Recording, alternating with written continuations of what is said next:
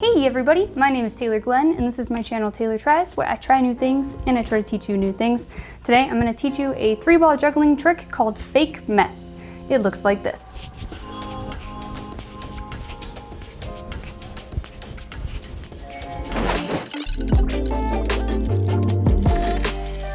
This tutorial was made possible thanks to the members of my Otter Club over on Patreon. You're the reason this tutorial is free for everyone else, and I really appreciate it. As members of my Patreon, you not only help me out, but you also get access to extended versions of many of my tutorials, including this one. In the extended version of this tutorial, I'll teach you one of my favorite variations of Fake Mess. If you want access to that, it's only $2 and there's a link in the description. Fortunately, Fake Mess is not that difficult of a trick and you can learn it pretty soon in your juggling journey. However, there are a few tricks that you need to know how to do. The 4-2-3, and specifically 4-2-3 columns, or the W, and fake columns, alternating sides.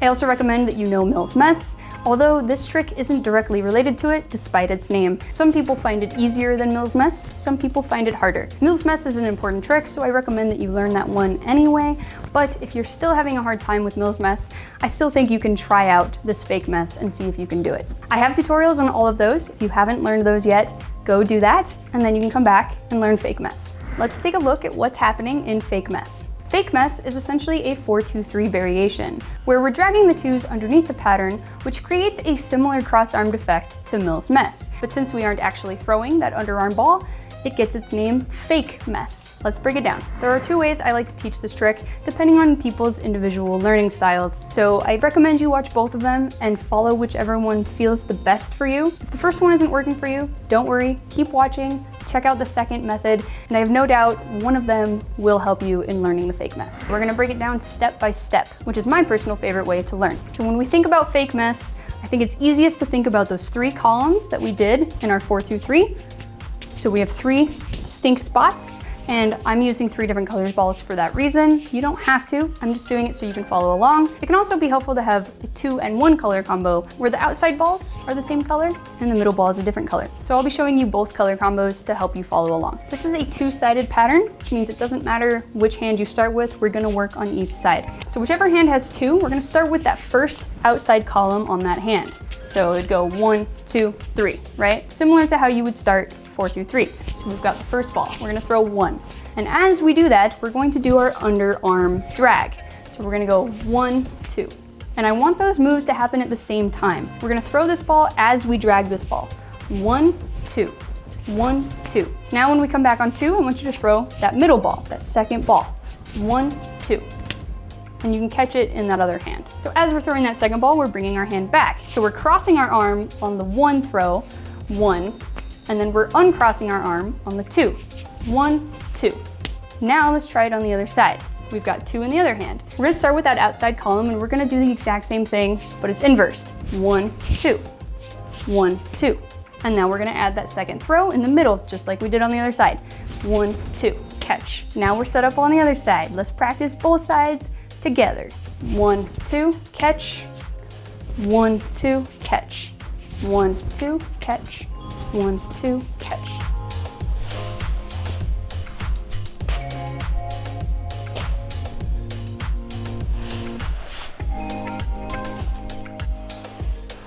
Let's try combining them without stopping. 1, 2, 1, 2, catch. 1, 2, 1, 2, catch.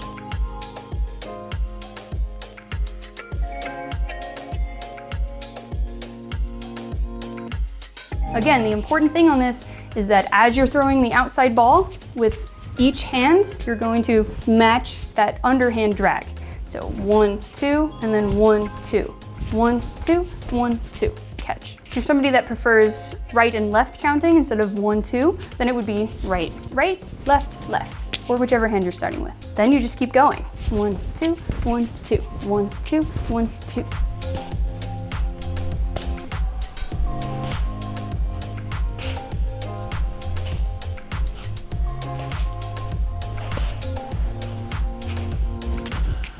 Now, if you want to do the 2-in-1 color coding, that can be helpful because you're going to think of it as the blue balls are always going to match each other in timing. So the outside ball and the other outside ball will go like that and like that. So And that middle ball is just gonna go back and forth. It's never being dragged. And again, it's basically just the W, the 4, 2, 3 columns. And we're just dragging those balls underneath to make it look cool. And that's fake mess. All we have to do is sort of smooth it out and make it look more Mills mess-like, but we're essentially doing the trick.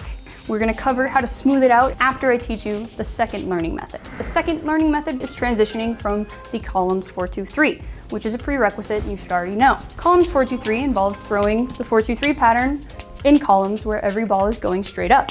And again, if you know how to do fake columns, this is essentially a 4, 2, 3, but the 2 we are dragging up and down. The great thing about fake mess is it's essentially that trick. But this time, instead of dragging that ball up, we're going to drag it underneath. So here instead of here. Right after we catch that 4, that ball that's being thrown up on the outside, we're going to try to drag it underneath the pattern. Like that. Now you can try the other side, and you can just go back to 4, 2, 3.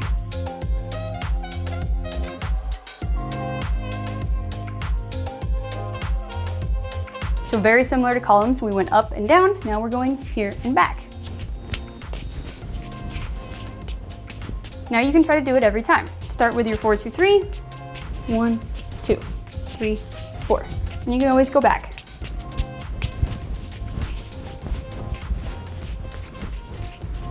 The secret is to still make it look like that 4, 2, 3 columns, where each ball is still doing this. It's just that after we catch that outside ball, we're gonna come underneath it and do a fake mess move.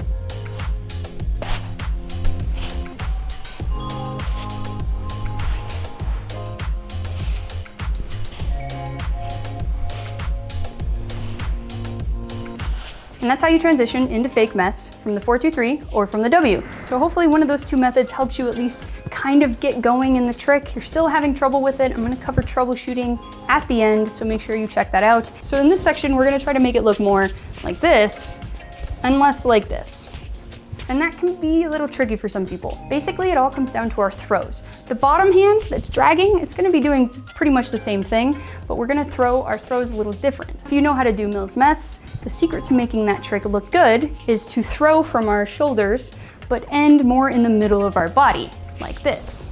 So every ball creates this nice path that's starting here and ending here. In fake mess, we want to try to do the exact same thing because we want to make it look like Mills mess. We just have to think about those throws as coming from our shoulders and ending in the middle of our body instead of being straight up column throws. So we're going to start just like we did before, 1, 2, right?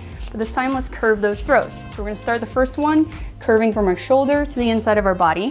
1, 2. And then the second throw will be from the other shoulder towards the middle again. 1, 2. Now we can start on the other side again. 1, 2. Now we can combine them. So 1, 2, catch, 1, 2, catch, 1, 2, catch, 1, 2, catch. But again, we're just trying to curve those a little more. So instead of throwing them as columns, we're curving outside and inside. Now let's just try to do our trick, keeping that in mind. 1, 2, 1, 2.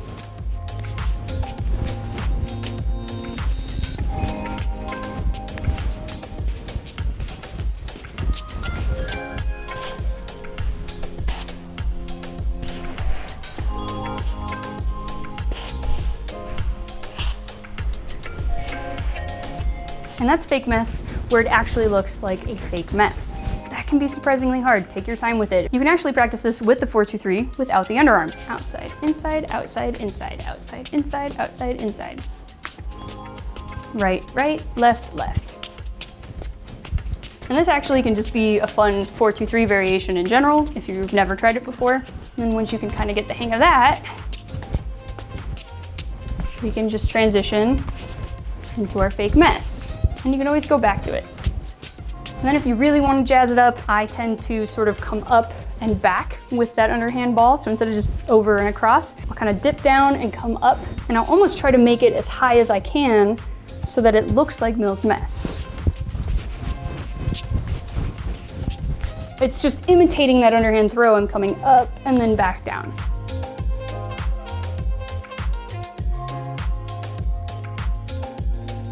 Okay, troubleshooting. The most common problem I see with that is that you're actually throwing that underhand ball. Especially if you know Mills Mess, your muscle memory might be trying to let go of that ball when you drag it underneath. Best way to approach that, in my opinion, is breaking it down step by step so that you're really doing this move and getting comfortable with that. Other than that, just repeating it until you can break that muscle memory habit and not let go of that underarm throw. The other habit I've seen is that you're popping that middle ball a little too low. So you might be sort of brushing with that middle ball and just barely popping it up. It's pretty common because it's the hardest throw to do since our arms are crossed and we can't go down. If that's the case, my advice to you is to just slow everything down. Try to hold that ball as long as possible, and if you can, use that time to try to dip your arm just a little bit. Even an inch will help. So instead of immediately throwing this ball like that middle green ball, hold it longer. Hold it as long as you can and really think about where we're throwing it. Think about that middle ball. That will hopefully allow you to get a little more height on that ball and a little more control if you're trying to do the curved throws. But you do want to be careful not to hold it so long that you can't throw it at all. So if you're holding it so long that you end up sort of having to just pop it really quick because of timing, you don't want to do that either. So there's a fine line there, but if you find that you're panicking and letting it go really quick without giving it that height, try slowing down a little bit. If you find that you're holding it too long and then panicking at the last second, try throwing it a little sooner. Find that happy medium. This pattern should feel like your columns 4-2-3, especially with the timing. So you don't want it to be this, you don't want it to be that. It's a nice, slow but not too slow pattern.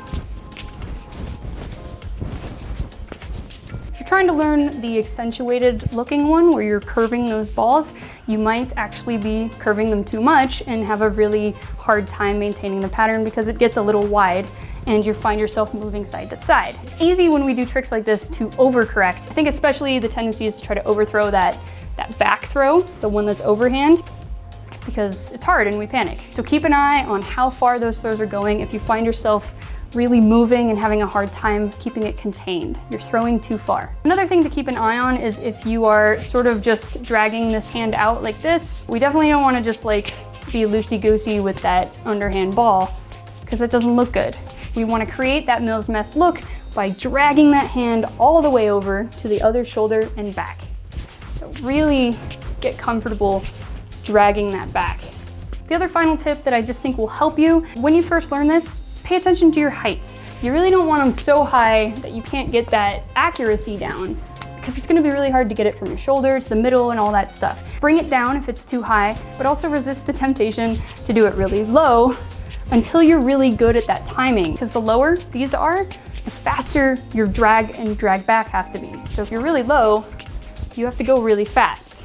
You wanna match the timing. So if it's here, 1, 2, if it's here, 1, 2. I'd say with most 3-ball tricks, you want to start practicing them around here unless there's a higher throw.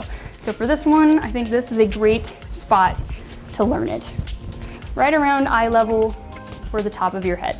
Well, that's all I have for you on how to do fake mess. I really hope this helped. It's not too hard of a trick in its base form with those columns, in my opinion, but it can take some practice to get it smooth into that fake mess looking style. If you're a member of my Otter Club on Patreon, the tutorial will not be over. I'm gonna teach you how to do a really simple variation that is personally one of my favorite tricks. If you want access to that, it's only $2 and it really helps me out. Other than that, I hope this helped. If you have any questions, feel free to leave them in the comments. I'll see you next time. I caught one in my hoodie. I love the name Fake Mess, because it's like, usually if you make a mess, it's a bad thing. Like if somebody came to me and was like, Taylor, I made a mess, I'd be like, oh no. But if they were like, Taylor, I made a fake mess, I wouldn't know how to feel inside. Yeah, good luck everybody, bye.